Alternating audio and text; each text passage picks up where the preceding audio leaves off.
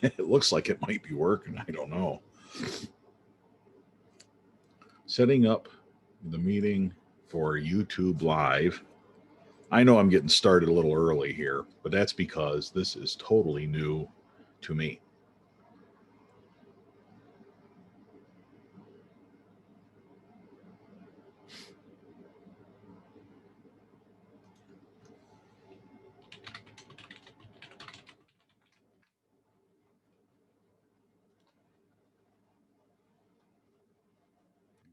Mute the YouTube thing here.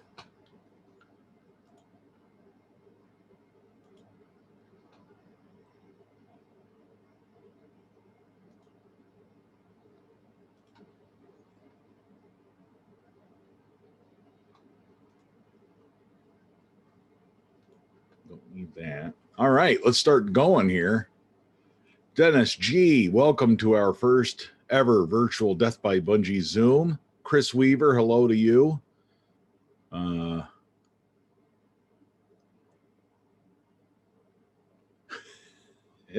trying here, trying to figure this stuff. Chris Weaver will let you in here. Hopefully that's going to work.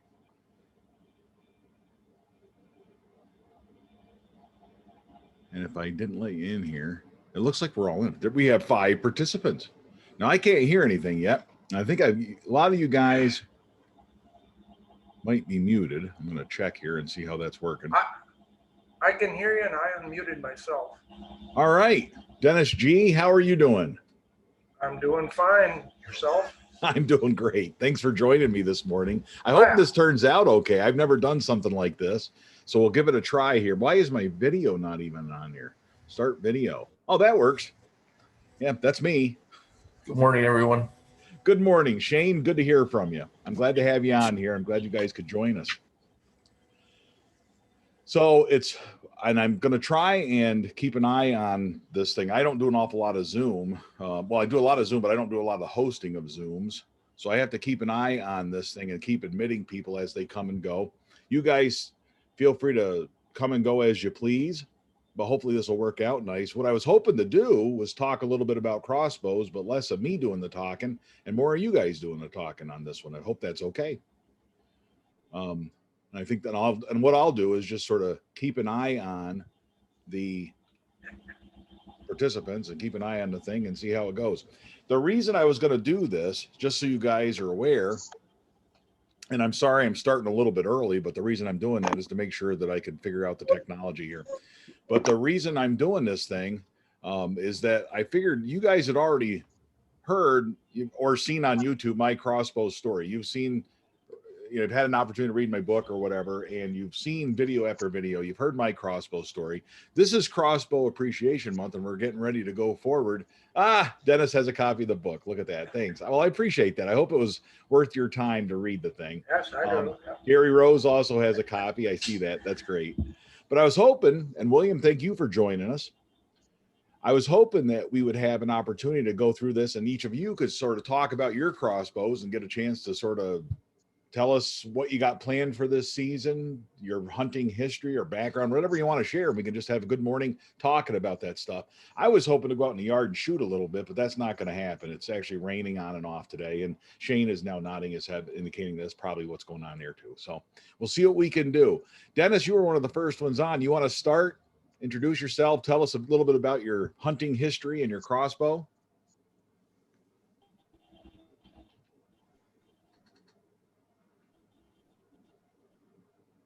And maybe Dennis froze up. That could be, I think Dennis froze up, but we'll be back to you, Dennis. We'll keep an eye out for, we'll come back to Dennis. Not a problem. Shane, you were here first. You were one of the first ones also.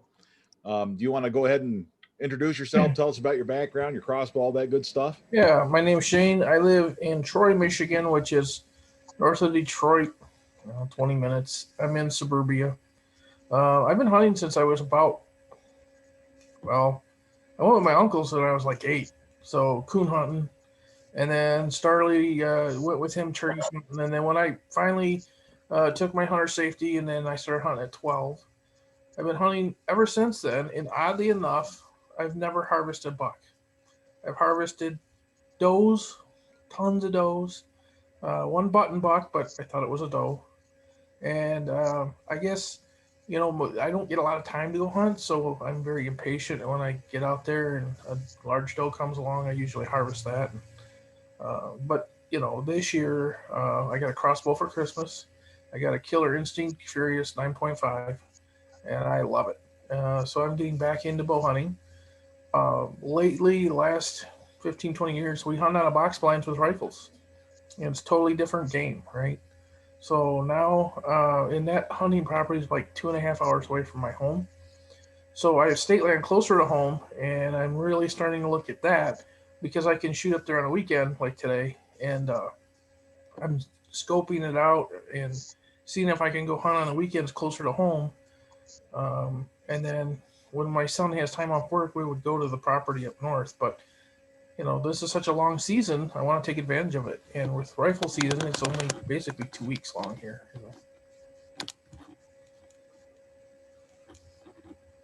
That's pretty cool. Like the state game lands, you said that's closer to you, closer to your home. Yeah. The only drawback of that is this is suburbia, and a lot of hikers, a lot of bicyclists. Oh. So I'm going to use the Onyx map, and I'm actually watching videos on the Hunting Public right now on how to read that map and figure out, where I need to go, because I know I'm going to have to get off the beaten path, right? In fact, I freaked a few people out squirrel hunting. I come around the corner and I got a shotgun, and they just, and they freak out. Like, that the hunting people paid for this property, right? You can hunt here. And they did a marathon through there once, and I didn't know that, and I just packed up and went home, right? There were so many people running through there that it was insane. At least you know where the deer are not going to be. Correct. It helps a little bit maybe in that respect, but Right. Is there a lot of hunting pressure there? Near the roads, yeah. In fact, there's a great spot right off the road, but the problem is you go in there and it's got some steep elevation and oak trees, and there's a bottom down there with the water, but everybody and their brother hunts there, so I got to find that type of spot, but way back in there, where it's landlocked, private. When you make this switch to crossbow here and using the crossbow in that sort of scenario, are you planning on hunting from a tree stand or going to do mobile stuff? What are you thinking? Not yet. I'm probably just going to go find some natural cover, hopefully near wherever. I've actually had really good success on state land with that. Just, my dad woke me up one day, it was like 8 a.m. He goes, "You want to go hunting today?" I'm like, "Yeah, let's go." And then I wasn't in the woods 15 minutes, and a doe walked by, and I got it, and it's just, I've had really good luck in seeing more deer by using just natural fall downs and, blow down, stuff like that. The thing I'm not used to is scent control now. So, because I've been hunting on a box blinds, do whatever you want, Ours are very luxurious. We have heaters in them and bathrooms, and it's very nice, but bow hunting's not that animal. It's totally. I used to bow hunt when I was younger. I've harvested 2 deer when I was bow hunting, but I don't. When I was younger, I would have a hard time sitting still. Now I'm like, chill. I can do that easier now. But I'm learning so much more by your videos and watching some of the other guys. I had no idea how the bucks, how they bed and how they'll sit on the ridges opposite of the wind. I didn't know any of that. I would just go out and boots on the ground, find your sign, and then sit up near that. So that's probably why I've never harvested a buck. I wasn't doing things quite right. And this gives you new options. Yeah, this gives you new options for that. Maybe does, you can. Yeah. The other part of that, though, the downside of that is investing in all new gear, because, I'm wearing my camouflage outfit. I just got it last night. I'm wearing it today just to make sure it fits all right and everything's comfortable. And then I got to start worrying about sun control.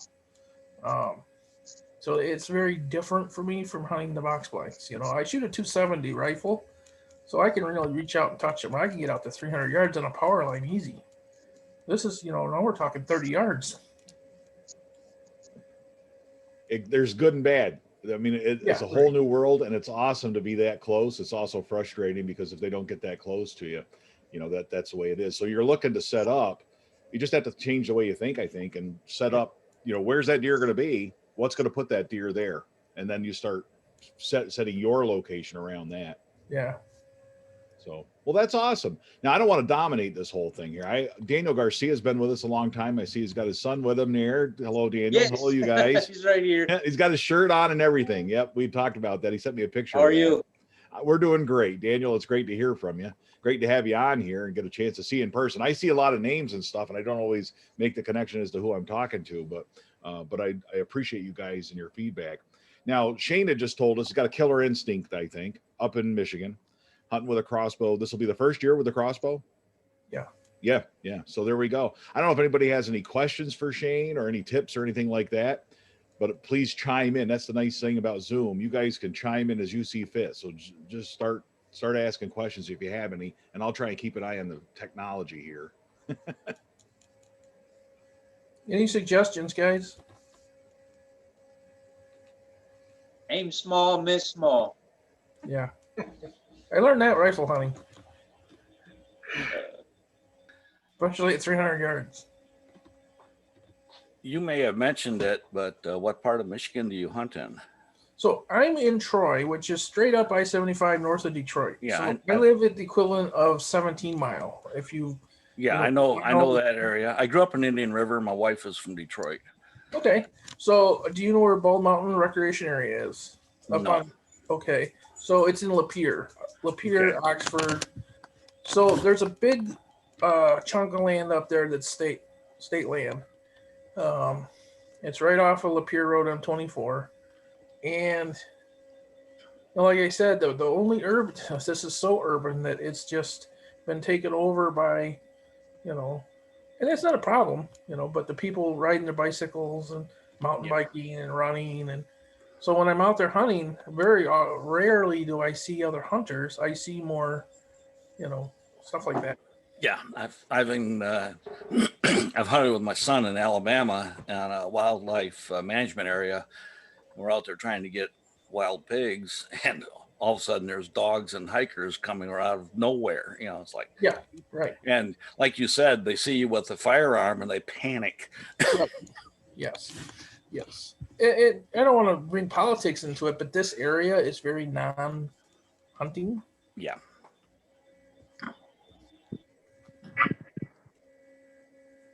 To completely change gears, we can look at let me see what I'm doing here. Man, I'm really going to drop the ball on this thing. To completely change gears, though, Daniel Garcia, he's down in Texas. Am I right? Yes. All right. Daniel, now we've heard from somebody from Michigan here. Tell us about your crossbow background and your hunting, the methods that you hunt up down there. Oh, well, I just recently started, but maybe I want to say 4 years ago.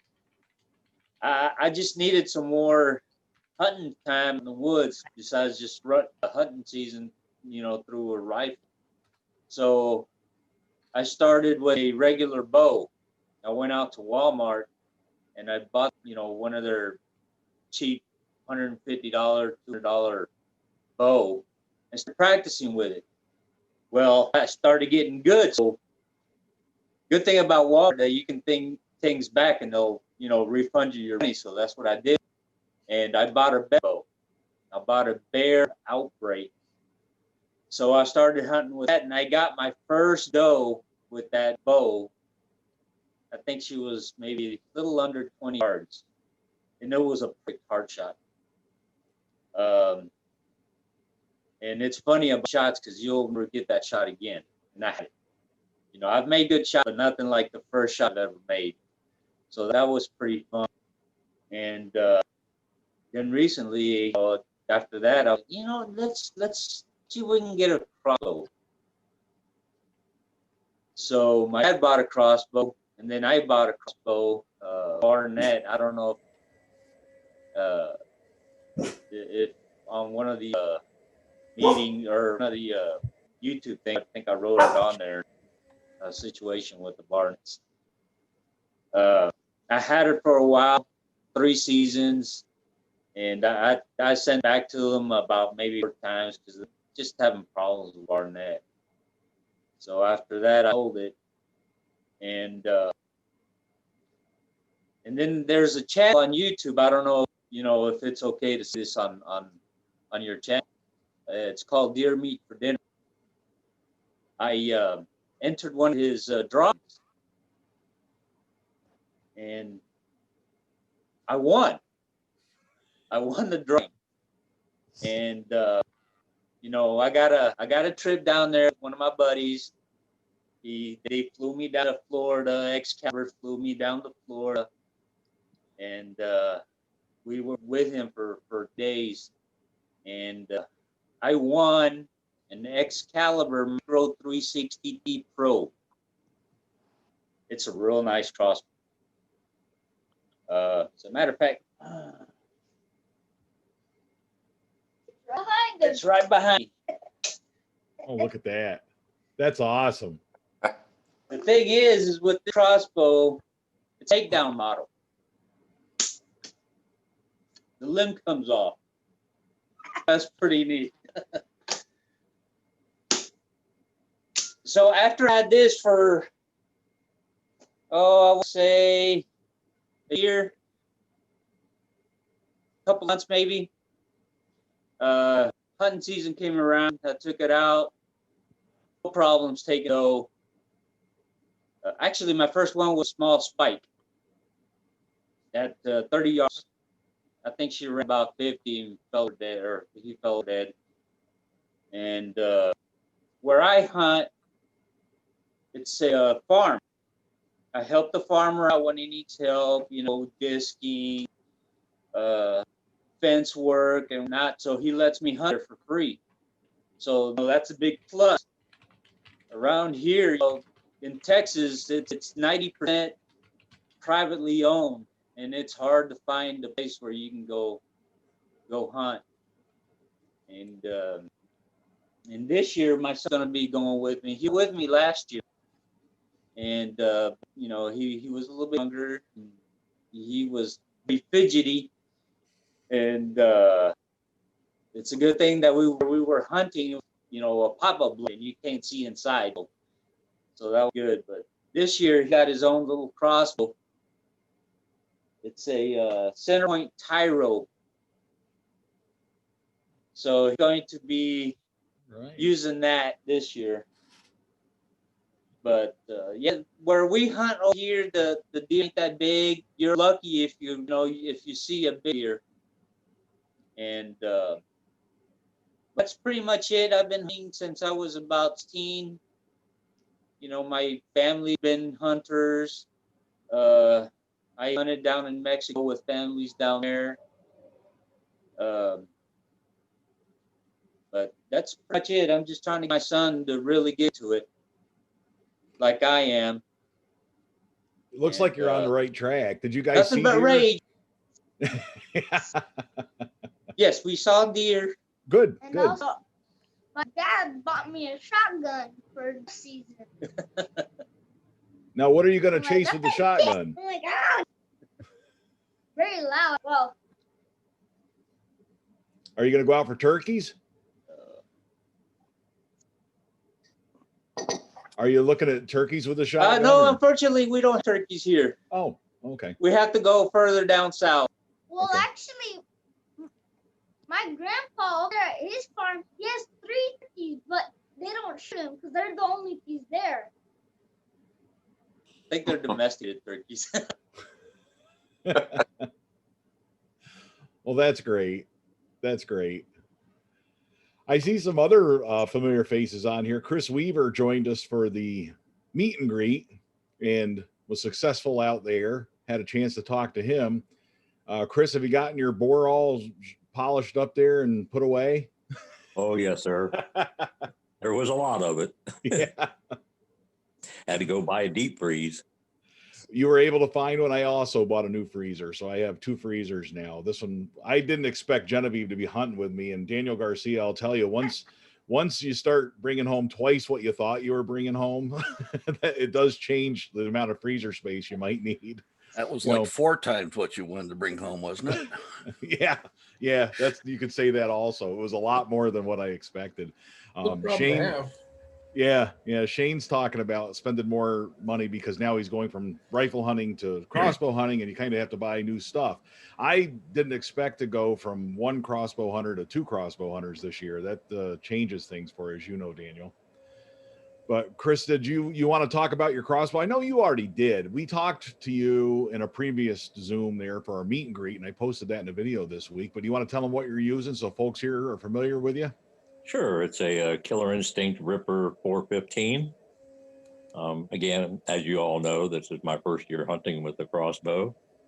Had success, obviously, at our meet and greets, which was awesome. Congratulations. Thank you.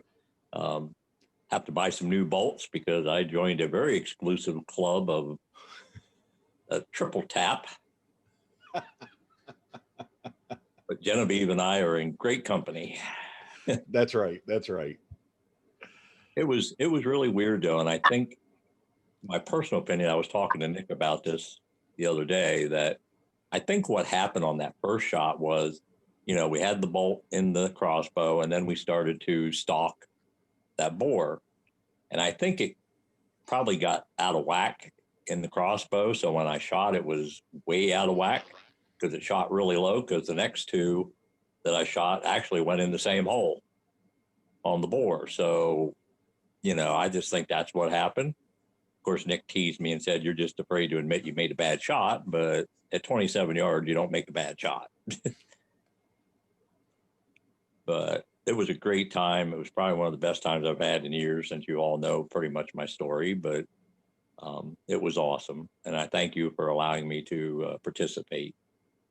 Well, I'm glad to have you there. And just for the record, Nick is not with us, so we'll talk bad about him in his absence. But I do when he's there.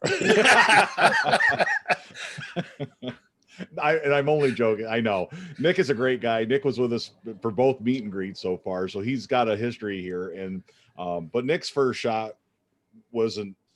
It was a pass through this year. Yeah, it was. It was a pass through the boar's ear. So it wasn't spot on, but it was good stuff. He is such a great guy to hunt with too. And I'm glad we got a chance to do this, because I didn't have enough time really at the meet and greet. You're running around, and didn't get a chance to talk to everybody like I'd hoped. But yeah, he's a great guy and had a good time. So it was great to see Chris there as well.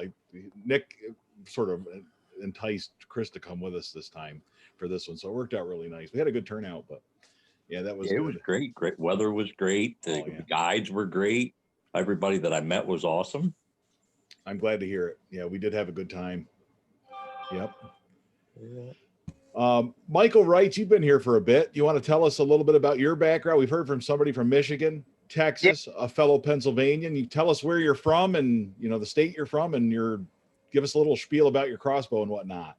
All right. Yeah, I'm from Alloway, New Jersey, South Jersey, and I'm new to crossbow. I've archery hunted in the past, but I wanted to get into the crossbow, and I absolutely love it. I love it. I actually took my son last weekend to do his test, and he passed. He's a new hunter, yep. And he's excited. I'm just trying to find him a crossbow to suit him correctly. I don't know, but I haven't taken a deer yet with a crossbow. This will be my first year deer hunting with a crossbow. Archery hunted, got plenty of deer with the regular bow. I just hurt my back, and I can't pull the draw back too long. But I'm getting used to it. I love it. What was the crossbow that you purchased for yourself? I bought a Barnett Drop Teen STR. Okay. And as far as the ones for the son, I don't know, anybody familiar with models that would fit? How big's your son? I saw pictures. I know you've shared that stuff with me on Facebook and him holding up his license and all that. So you guys, I can confirm that's awesome. Yeah, thank you. So does anybody have any suggestions for crossbows that might fit someone who's younger? And I know Daniel, you've got it was a what was center point center title. point? Yep. What's the draw weight on that? You don't mind me asking? 150 pounds. Okay. It doesn't shoot very fast. I think the max it shoots is 45. Okay. So we're limited to a range. I mean, 25 yards and under. Right. Is he able to shoulder that nice? Does it feel comfortable for him and everything? And Yes, actually, the stock is adjustable. So nice. I adjusted all the way in, and it fit just right. All right. Nice. I believe that Excalibur makes a short crossbow also. I could be wrong on that one. there is a 308 short that Jennifer Robinson actually shared with my daughter at the meet and greet. So we got a chance to look at that. That's a nice little crossbow. And that is like the shortest one that Excalibur makes. Genevieve is not going to shoot my crossbow. That thing is just too big. And, you know, she can't even reach, she wouldn't be able to pull it back anyway, the 175-pound draw weight, but she can't reach the handles. Even when I put the string on it, she can't even, the stock is too long for her to even reach the handles. And she's 5'9". So, I mean, she's got enough height where she should be able to make that work. But the shorter ones, that micro that she has, it's a micro 355. That one, whole different ballgame. So I'll throw that out there. Maybe that's those sizes are different. Yeah, I was looking at the, what is it? The Barnett Jackal for my son. But like I said, it's too hard for him to pull back. When he was at his test, he had the crank cocking device on my father-in-law's bow, and we had an issue with that. The crank cocking device, the piece that slides into the stock, it snapped off and it came back and smacked him right in the forehead. So, you know, I'm looking for something decent, good quality product for him, you know, but I'll find something. Richard Boyce, I see you have a crossbow and you got quite the audio set up there. I'm jealous. You've got the pop filter on there and everything. So we ought to be able to hear some good audio too. But I see you had your crossbow. You want to share that with us? Well, I'm cheating on the audio because my mic is, it takes phantom power. And unfortunately, I don't get that through my phone. So I've just got my little lapel hanging off the front of my pop filter. But no, this crossbow, he was talking about a crossbow for his son, and this right here was the very first crossbow I ever got, and this buttstock can be adjusted in or out for shoulder length. Okay. And I can just about cock it with my hand, but it'll almost shoot through a target. It's a little recurve. And they run about $100. You can get them at it's called a Silent Strike, but it's a very good little thing. Got a little illuminated red dot 3 reticle scope on it. Great beginner crossbow. I think they sell that at crossbowstore.com. I've seen that model before. Yeah, that one right there actually come from a little store we got down here called Rural King. That's like a Tractor Supply type situation. Yeah. Yep. Yeah. Awesome. Okay. And Rich, I get something here. Every time I see it, I think about your song. Little pencil topper covers your erasers. Yeah. See if that'll focus. Yeah, it's like a zombie, it looks like. Yeah. Oh yeah, you're on to the second album there. That's awesome. Yeah. I appreciate that. But as far as my hunting experience, I did a lot of hunting when I was a kid with my uncle. Of course, he did all the shooting. He wasn't very he didn't share a lot. And then I got out of hunting, and then I got my son into hunting when he was younger. We went and took the class together and hunted together.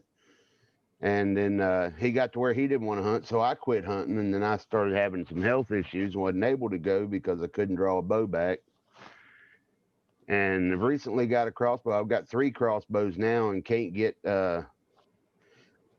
myself where I feel comfortable enough. I can, at 30 yards, I can put 3 arrows on a 50-cent piece, but I don't know if that's I still got to get myself out there. I don't know whether it's a mental aspect for me, getting myself out there, knowing that I'm not going to, that I'm going to make a humane kill.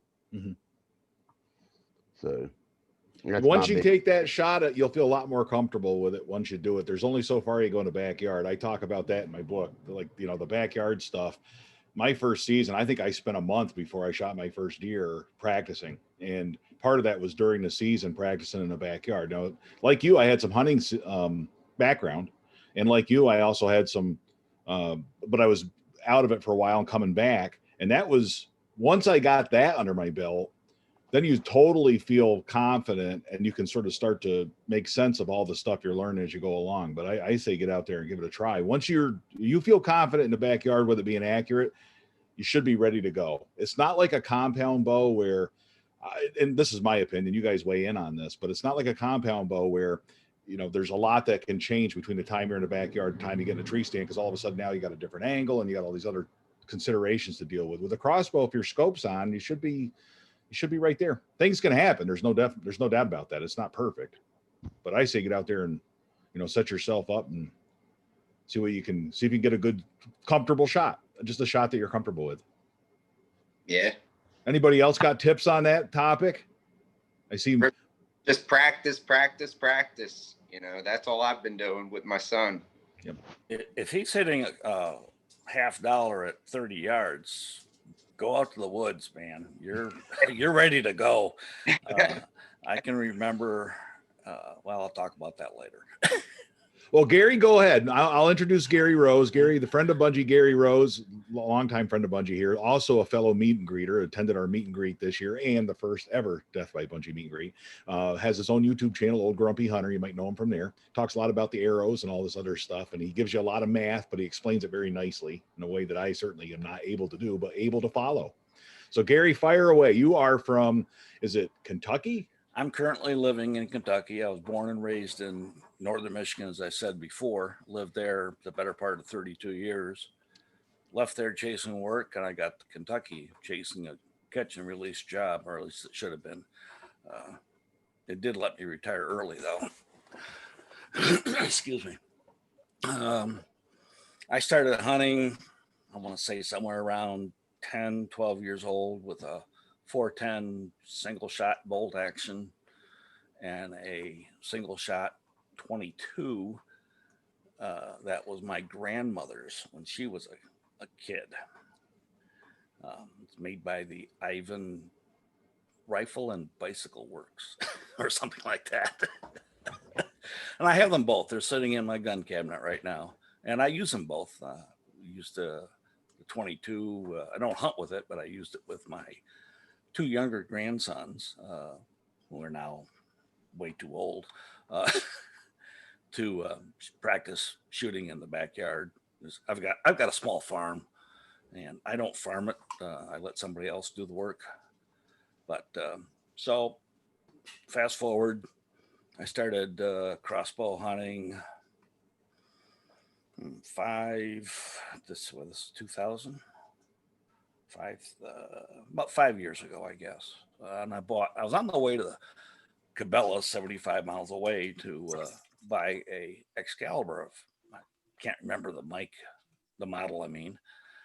And I made the mistake of taking my wife with me. And she says, let's go to Dick's. Okay. So we get to Dick's, and she says, oh, there's one for $150. And it was the Barnett Recruit recurve. And she didn't think I was going to be really getting in the crossbow hunting. Little does she know how much. And so I bought it. And I spent the next few months out in the backyard just destroying targets. I think I went through 3 targets in a matter of months, to the point where the field point tipped arrow was going through the target. You know, it just wore out everything. It wasn't that I did concentrate on that center dot like everybody does, but I did move around at just about every place I shot. It was time to buy a new target. So I went off to Texas. You guys are going to love this one. I get to Texas at a high fence facility, and Rich knows where I'm going with this one. And just happened to mention while I was checking in, I was going to use my crossbow. And the owner of the facility looks at me. He says, well, when did you get your felony? I said, I don't have a felony. He says, well, the only people who hunt with bows in Texas are ones that have felons. I don't. So I don't have any pictures, but went out that night, sitting on the ground in plain sight. I shot a 125 pounder hog at about 28 yards with my little Barnett using aluminum arrow. Let's see, I got one laying here someplace. Aluminum Easton arrow. It's a this one's a crossbow Raider. It's an XX75 with 100 grain mechanical.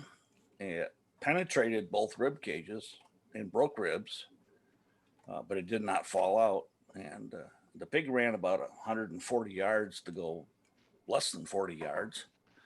And when I found I knew where the pig fell. I'd been hunting there for years with a rifle. I knew where the pig fell and went over and found the pig, but there was no arrow. And eventually found the arrow. It was about 20 feet from the pig. And if it hadn't been for the Luminac, I wouldn't have been able to find it, as it just laid there in all the dirt and stuff. And it was camouflaged pretty good. But the whole arrow was covered. Even the Luminac was covered with blood. And I had gone through both lungs. I hit it high, but gone through both lungs. And so that hunt was supposed to be for 46 hours. I was ready to come home. I was done, 1,100-mile trip. I was done after sending one crossbow arrow out. But the next day I went out with my rifle, and obviously I do hunt with a rifle yet, although I haven't shot any rifles in 2 years. It's been strictly crossbow hunting. It'll be 2 years in November, last time I shot a rifle. Since then I've upgraded. I went to my local shop, which is 20 miles away. I live in the middle of nowhere, Texas. The local bow shop is Walmart. Yeah, right. And so I went to the other town that has a bow shop, and the owner of it is very knowledgeable. He hunts also, and he's also the coach for the archery team of the college in that town. And so I was looking at spending $1,600 to buy Excalibur Assassin. And we got talking about that the cracking mechanism, where you have a sled on it, where you have to pull it back and release it. And then I'd heard already that Raven was having a bunch of problems with premature firing with their cocking mechanism like that. And I really wasn't wanting a premature firing. And he was a Parker dealer. He gave me a fantastic deal on a Parker centerfire Extreme, lifetime warranty. He says any problems we've had have been minor with Parkers. I call them up. They got me the part within 1 to 2 days. You're all set to go. 3 months later, my lifetime of warranty expired because Parker went out of business. I like the bow, don't get me wrong. And I will continue using it till it's no longer functional. I really want an Excalibur though. So, Rich has got people that give him stuff. So send it my way, Rich. Well, let me clarify. Yes, that's true. But then I'm trying to figure out what I'm doing for my future hunts. And then I asked Genevieve, do you think if I go out on a hunt here with this, if I do something early season where you're in school and all that, can I take that crossbow with me? And she's like, no. Like she was almost offended that I asked. So Keep your hands off my crossbow, Daddy. I've seen what you do with yours, so why would she want me to do like dry fire hers or something? That's right. So success wise, I've shot with crossbows, I've shot 3 hogs. At the meet and greet this year, I shot the mouse of the group, especially compared to Genevieve's, which weighed a 1/4 ton. Yeah. And I've got a turkey. I think Rich is still trying to do that. Yep. And I got myself a little button buck last season. The only deer I was able to get last year. I enjoyed crossbow stuff. And as Rich said, my YouTube channel, I talked about a lot of technical stuff, but I also put up trail cam pictures on it. And I used, I don't know if you guys can see that, but this is basically what I used this last meet and greet. It's a 200. Well, it's rated at 225 supposedly, but it's a 206. I weighed it 216 grains. I put a footing. If you can see it, the camouflaged area here is aluminum footing. It's a blood sport witness arrow with Luminox stuck in the back end of it. And it didn't even slow down when it went through that, when it hit that pig. It buried the arrow that I used. I haven't even cleaned it up yet, Rich. It's still got blood on it. But the arrow, after it went through the pig, it buried that far into the dirt and rocks. I mean, the edge is all tore up. I had to really work on getting it. That particular one I used sharpened again. I know I've used mechanicals in the past. I have no problem with mechanicals, but this year I decided to play around with heavier arrows just to see what's going on. There's no research that I can really see or find about heavy arrows with crossbows and high FOC with crossbows. I know I'm deviating, Rich. I'm sorry. I've been watching the stuff that Dr. Ed Ashby puts out, and well as Troy Fowler, the Ranch Fairy, but that's all with vertical bows. I mean, Troy uses a compound, and Dr. Ashby's almost 30 years of research, 300 days a year, was all stick and string. And a lot of that wasn't even with carbon arrows. I think when he was started that, he's dealing with birch arrows. He was making his own arrows. Yeah, yeah. And in one of, one thing is he was in Papua New Guinea or whatever you want to call it. I can't remember that, but he was out with the tribe hunting, and they, after World War II, they had all this rebar left behind from the war. So they started making arrowheads out of that, beating it with, and then they had to reinvent their bows and their arrows. And he went out and was with 3 hunters. 2 of them are just there. They weren't hunting. And the hunter grabs his heaviest arrow, 4,000 grains, and shot this deer of some type, not a whitetail. And Dr. Ashby asked him why. He says, works best. So, okay, I'm not going to get 4,000 grains, but we'll see what heavy arrows work. There's a fine line between your heavy arrows and spears, I think. Yes. I mean, 4,000 grain arrow. I mean, that's a half a pound, a little over half a pound. Yeah, and I think that, and we'll talk about the heavy arrow stuff. That's a topic that's not going away, obviously. It's something I'm very interested in. I've done a little bit with that, and I'm still learning on this stuff. We talked earlier about with Richard Boyce, for example. I mean, there's some things you can learn in the backyard, some things that you can learn out in the field and that sort of thing. And I think it takes both for me to get my head around a topic before I feel comfortable making a decision for me on it, or suggesting anything for anybody else, but it's interesting you bring up the Dr. Ashby though, that they had to reinvent their bows and realign their bows and sort of create new bows in order to accommodate their new arrows.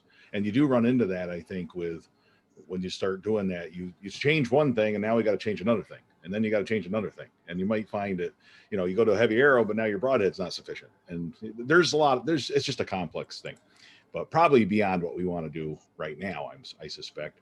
But I do see another meet and greeter. Paul Kowalczyk is here, our fellow meet and greeter you're from Ohio? Yes, east side of Cleveland. East side of Cleveland. He lives in a neighborhood that has some really good food. And I know that for a fact, because he shared some of that with me before the meet and greet. How are you making out, Paul? Oh, doing really well this morning. Gave my crossbow some love. Finally cleaned it up from the meet and greet and took all the dust off. Yeah, I had to spray mine off. Did anybody else have that problem? You had to go through and with an air compressor and clean the crossbow off and clean up the scope. Holy cow. I don't know, Chris or Gary, whether you had that problem, but mine, it was a dusty mess. It had a film on it like nothing, like I never saw. Where I was hunting at, I had to walk around mud holes and walk through water. But, you know, that was a whole different area of the facility.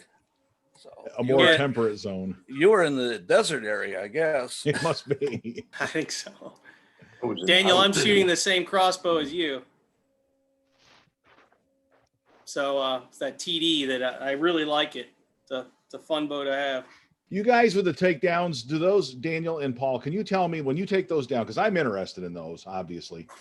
When you take that apart and put it back together, have you done that, shot it, and it's still dead on? Yes. I have not, actually. I don't mess with my takedown. Nothing changes on it. Really? Nothing changes. Okay. Yeah. I mess with my takedown 2 times per year. Once at the beginning of the season when I start sighting it in, and then at the end of the season when I take it apart and put it in my safe cabinet at the end of the season. So I haven't really tried it yet. Okay. All right. I'm sorry to interrupt you, Paul. Tell us about your crossbows, though. I know you have 2 crossbows, though, I think. You can tell us about those and tell us about your experience hunting with them. Ooh, me? Yeah. Oh, okay. Sorry. Yeah, I have my, I have the 360 TD, which I cleaned up, polished the string latches a little more this morning, and waxed the string. So that's ready to go for this year. And then I also have a Micro 335 blackout that I don't have with me right now. Actually, it's locked away. And oh yeah, it looks like my son wants to show off his bow that we made at the beginning of the COVID lockdown. So well, that's neat. So little PVC pipe, PVC pipe and paracord. So this is Andrew. He and I are gonna go build a fort in about a week in the woods to hide from the deer, and he's gonna come out in the woods with me this year for the first time. So he's not gonna shoot, but he'll be there. Probably with his little 2DS game system to keep him from getting too fidgety. But we'll pick the early season warm evenings, maybe a couple, and see how it goes. Holy cow, does that bring back memories with Genevieve and her Nintendo going out there. And I'll give you a little tip, Paul. If you're serious about hunting when you get out there, totally do what you're describing, but make sure you have the volume turned off on that Nintendo before you get there. Genevieve got out there the one morning. We're all set up. She's sitting there and she turns it on, and we got this beautiful morning set up in front of the apple tree. So remember it. And we hear this, and it just came to life, and man, did that sound carry throughout the whole woods. So just be aware of that. But okay. Yeah. You left that out of your book. That'll be part of the next one, maybe. We'll see. Yeah, I don't know if you plugged the book yet, Rich, but I got to say I'm a little more than halfway through, probably 2/3, and absolutely great for everybody. Great read. If you just hearing about people's stories and learning about the progression of a hunter, it's just great to hear, people's stories and how they progress via either crossbow or any kind of hunting. It's really good. So I really appreciate that, Paul. Thank you. Yeah, and I appreciate you guys joining me, and Paul, thanking for joining us at the meet and greet and getting a chance to be part of that story, because I learned from these conversations going forward. That's the thing about hunting in general, is like we don't have like a school where you go and you learn a whole bunch of stuff and then you take that out into the real world. It is entirely in my experience, hand-me-down information. It's stuff that we learn from our family and learn from our friends. And in this day and age, I don't have any family left. That's one of the things I talk about in the book. I don't have any family left to give me those lessons, really. Maybe my nephew, who's younger than me and sort of married into the family.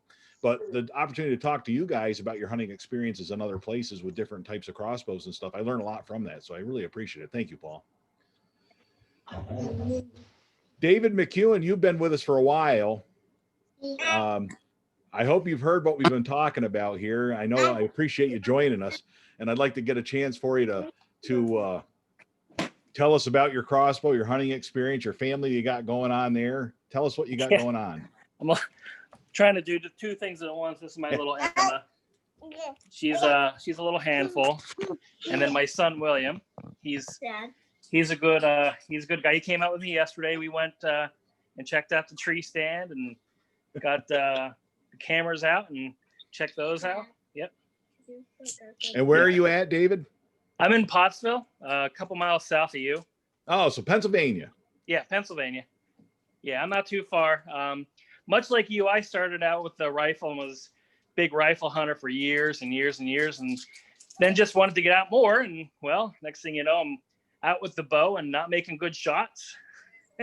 So, I just wanted to try something different, and the crossbow came along, and next thing you know, I'm making better shots and happier and feel better about it. And then I started taking deer, and I'm a happy guy.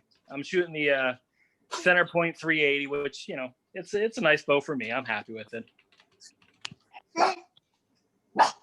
But took my first buck with it last year. You're happy with me from saying mine. Yes. I took my first buck with it last year. So, it's not the greatest, it's not huge, but I don't care about size, This is my buck from last year. All right. That's a nice mount. Hey, that's bigger than anything I've shot. Well, that's my first buck with a bow. And then over here is my first buck with the rifle. Man, that's great. Now, are you hunting? Is it a family property, or maybe you said? I'm sorry if I missed it, but are you? No, we have a family property that we go down to. The one on the other side. So next to the window. I've been hunting down at that property since I was 12. And the deer that's next to the window is your first buck. That's my first buck. Yep. You ever caught it? It's a property that we it's not mine, but family friends. Yep. And I've been down there since I was 12, and I'm 36 now. And this year they let the property go. They haven't planned anything on it for a long time. And then last year they started putting corn in, and now this year they put some corn in and sunflowers. So I'm not really sure what the sunflowers are going to do, but I don't know if deer like sunflowers or not. They love them. I'm betting there's no problem with that at all. That Milo that I hunt over from time to time in Maryland is a very similar plant. I think it's a lot of seeds, and really that's what corn is. It's a bunch of seeds. But yeah, but I think we weren't sure if they like sunflowers or not. We were kind of like, I don't know about this. But yesterday when we were there, we saw a whole bunch. So they're still there. So they're still happy. You'll have a lot of doves too. They plant sunflowers as a food plot for doves down in Maryland. You do see that as well. In the morning. I have no interest in doves. I know. It's hard to get a shot on a dove with a crossbow. So like that diminishes my interest too. I get that. No, thank you. 10 o'clock in the morning. Adam Fulmer made it on here. Now, Adam had talked to me earlier today. Fortunately, I checked my email, and Adam, I'm glad that I got your email. You had asked a question about it. I want to make sure that I had an opportunity to get you on there. And I'm glad that you were able to join us here. What we've done is we've gone around, briefly introduced ourselves, talked about the crossbows that we have. And I really appreciate the opportunity to learn from everybody, because I've gotten a few good tips here in terms of, both the hunting scenarios, but also the crossbows that they use. You want to tell us, what state you're from, Adam, and a little bit about your history and what you do with a crossbow? You got to unmute yourself, Adam. Maybe I can do that. There you go. How about that? Yep, you're good. All right. I have to have my daughter teach me all this technology here, but I'm from Western New York, the Finger Lakes. This will be my second year with my crossbow. Last year I didn't get anything, and I kind of have the same story as you with respect that the last deer I shot was in 95, and I got out of it. I ended up shooting it, and it didn't go well at all. So kind of left a bad taste in my mouth, got away from it. Then my buddies really wanted me to get into hunting again. And I thought about the crossbow, and I did some research on the internet, and you're the first thing that popped up. Oh. And I'm going hunting with him this year. Oh, that's fantastic. How are you now? And then up in New York? Mm-hmm. Yep, and just south of Canandaigua Lake. Okay. That's about 50 miles south of Rochester, New York. Yep. Yeah, that's a nice area. I went to school in Elmira, so I spent some time in the Finger Lakes to the east of that, but I'm familiar with that area as well. That's great. What crossbow do you have? It's beautiful here. Oh, it is. I have a Carbon Express Pile Driver 390 that I got really cheap, which last year I was watching a ton of your videos because I had big time accuracy issues. And the one, I tried everything and I couldn't get it to stay accurate. And then the one video you had when you were in Maryland and it was shooting all over the place, ended up changing the string, and that solved the problem.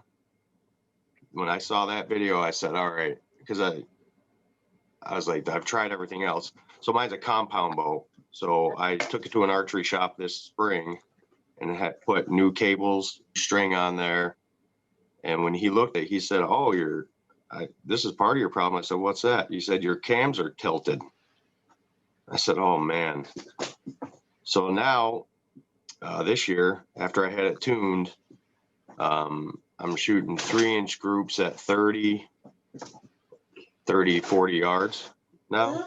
Yep. And I'm running the pile driver arrows with 3-inch Schwackers mechanicals, and my total rig weight is 592 grains. And that's holding up, I'll tell you that. Yeah. Those Schwackers, are they flying straight for you?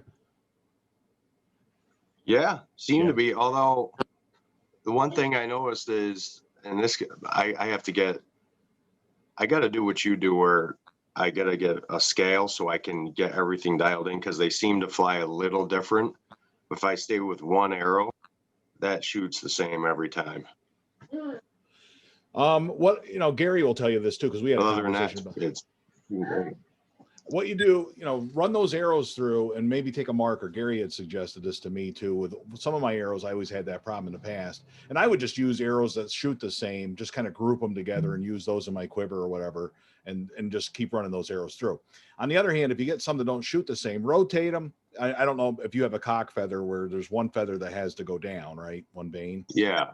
Make sure you pay attention to that. But then you can use a marker and write on there which ones shoot consistently and which ones don't. So you can label them, number them, whatever you got to do. Get a good system going and keep shooting them that way. Be sure to test them with your broadhead ahead of time. But that Schwacker should fly pretty straight. That's a good heavy front end, straight, tucked in. All the blades are tucked in. If it's the one I'm thinking of, they're a neat broadhead from a penetration standpoint, because they don't open until they get about a 1-inch cut going in and then 3.5 coming out or something like that. Some obscene cut coming out the other side. So you increase your penetration with those, I think. So give that I think you're really on to something. Yeah, I did food plots this year. I think I said that in a couple comments with you. And I remember you did one video where you were panning around at your food plots, and all of a sudden it got worse and worse, and then it ended up being a woodchuck that was eating your plots. Yeah. Well, that's what I got going on. He had to shoot. So He's I trying got to up. shoot them all. Yeah, I got up in my stand You shot And- one male so far. Yeah, I got the male. That mama bear though, I was up there yesterday. I said, all right, I'm gonna stay up. I had to get a root canal yesterday. Oh. So before I went to do that, Happy, joy. I sat up there. All right, I'm gonna wait till 8:45, and then I'm gonna get that. 8:45, nothing. So I turned around to get my bag off the hook.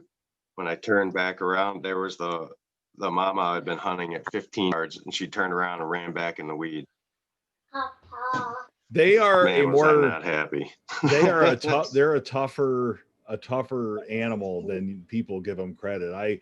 We had problems with foundation of the barn and food plots and all this other stuff. I bought a rifle specifically. I bought a 270 just to shoot woodchucks, really, and it was That's a way little overkill. It's not overkill. Not if the goal is getting rid of the woodchuck. It's like, seriously, I agree with you 100%. But this thing shot big, heavy, and flat and fast, and that's all I was looking for was getting rid of woodchucks. But it's a full-time job. It's a lot of work. It really is. Yeah. That is a full-time job. Yeah. I was heading out to deer hunt one November with my rifle, and woodchuck standing in front of me on the way out in the backyard. I was using my 7mm 08. Talk about overkill. Yeah. I shot it. I turned around, came back to the house, got another bullet, another round, and headed back out. Well, I didn't do anything of that woodchuck. It slowly got dragged back into its hole. And then when it was all down in the hole, I took my tractor with this bucket and buried the hole. But it took like 4 days. And, first off, it was laying there. It wasn't even maybe a foot from the hole. The next day it was 6 inches. The next day it was right at the hole. Then it was partially in the hole, more in the hole, and then it just vanished. It was like another woodchuck must be pulling it down for a snack. Who knows? The strangest stuff goes on out there. I don't know I couldn't tell you. Now you were talking, and I know I had my turn. We're talking about these arrows and marking them. This is the arrow that I shot my pig with. You probably still see all the blood and stuff on it. Here's the cock vein. My nock is actually aligned to this vein because it flew best that way versus that way. So when it goes in like that, not like that. It's just a 120-degree turn on this particular arrow. And then I was telling Gary in our conversation too, to add to that, I have one arrow because I was shooting those Eastons for the longest time, the ones that Excalibur recommends, the ones that came with a crossbow. And I have one of them that is 4 inches low. I don't care which way you turn it. That arrow is not one I'll ever hunt with because it's always 4 inches low. I can't explain that. I don't know. And you can sit there and try and figure out why, or you could just not use that one. And that's what I've opted to do. So it's just a lemon. It's a lemon. Yeah, it's a dud, right? I mean, you get a box of shells, you might have a dud. Who knows? Yep. Exactly. So, well, I want to tell you guys, we are right at the 1 hour mark. And I really appreciate you joining me. I think everybody had a chance to talk. Did I miss anybody? Let's see. Oh, Dennis G, go ahead. Yeah, sorry, I got kicked off earlier. That's right. You were here very early on. Yeah, and I got kicked off. I set up in a different room this morning, and I had to switch to a different network. I didn't have a good signal. So just quick, I'm from central Wisconsin, just west of, about 50 miles west of Green Bay. And anyway, my crossbow, last year was my first year, and I've got an Carnage Apocalypse made by Bear. Okay. Bear crossbow. And I was successful. It'd be easier if you stood on this side. I did harvest a nice doe last year. In our area here, basically for us right here is whitetail and turkeys. That's what I have here on the farm. We do have a bear once in a while come through here, but we don't. In this area, we don't. You have to go farther north or west. I did do some elk hunting out in Colorado, but that was with a rifle. But now that I've started with the crossbow, you never know. you know, I might be out there. My oldest daughter and son-in-law, they go out there elk hunting. So, well, what else? So yeah. Can you harvest- show us that stock again? I'd like to see the front end of that crossbow, if you don't mind. Get it. That's pretty neat. So you don't really, you do have a finger guard on there too, Yeah. not just the current topic. Oh, that goes the whole length of the rail pretty much, but Yeah. also your thumb, your hands at a different angle a little bit too. It looks like on the front end of that. Yeah. Yeah, you really don't have a chance. You shouldn't be getting your thumb up in there. Right. Get a good comfortable grip. Yeah. This crossbow had good reviews. It didn't, you know, since I was new to it, I didn't go spend a fortune at all, but I mean, it had real good reviews and it still is. So, and it came with it was a package deal. It came with a 4x32 scope and, you know, 7.5 pound weight, draw weight's 175 pounds. It's got a lot of power. I was surprised.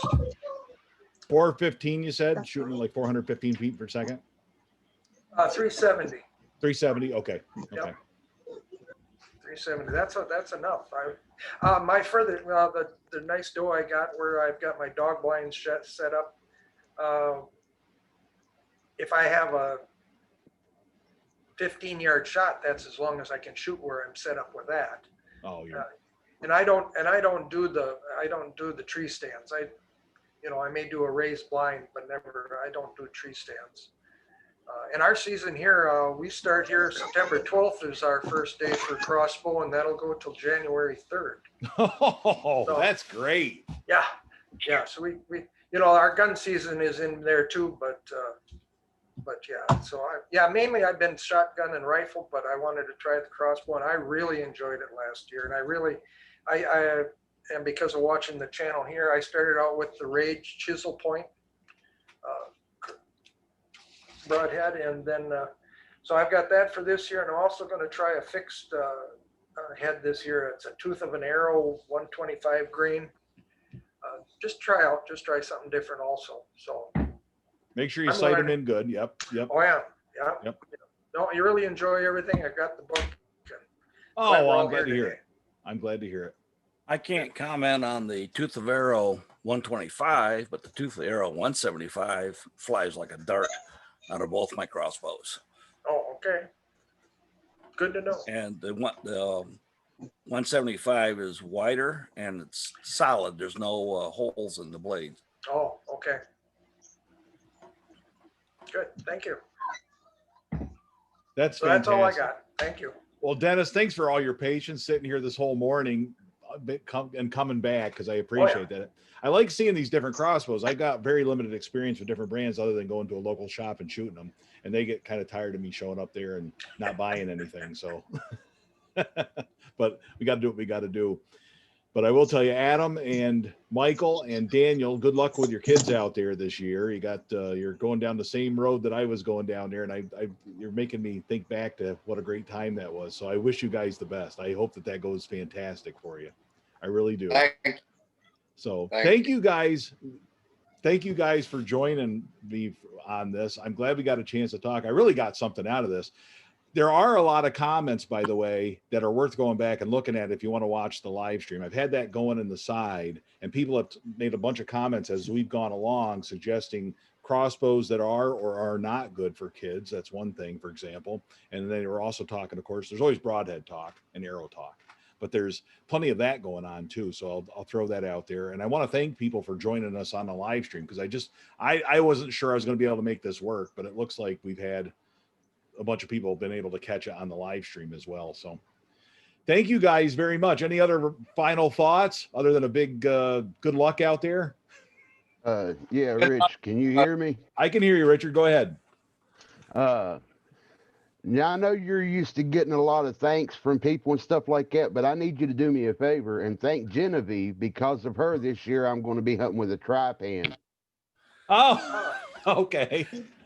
And her video will be out this week. I think that, and that tri-pan, I am considering switching to the tri-pan, just to throw that out there, but it's got the Rage. I love my Rage. I love it. But here's the angle on that Rage. And then when you go to the tri-pan, you get a little bit more penetration, I think.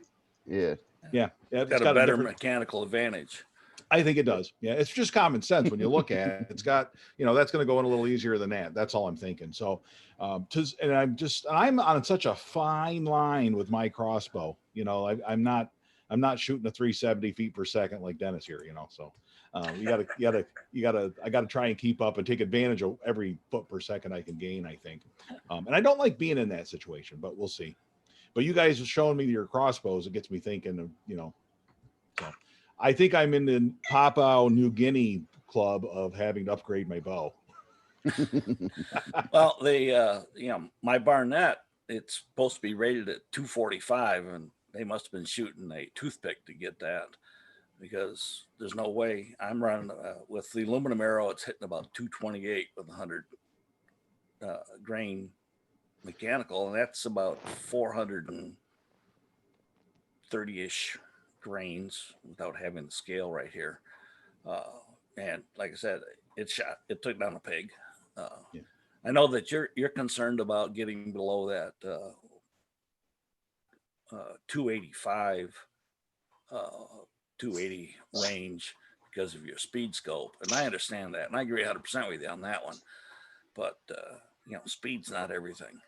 No, it isn't speed, just speed. It's the equipment that I have functions better at 280 and above. 280 is pushing it, really. It's designed for 300 to 400, but that scope I found, I can dial it down to 280, and I think I can get it consistent at 280 to make sure that I'm still on out to 40.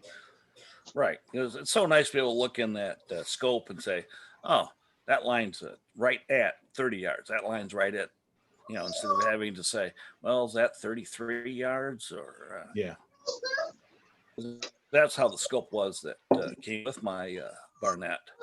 And when I upgraded the scope on my Parker, I swapped the old scope from the Parker to the Barnett because it's a much better scope.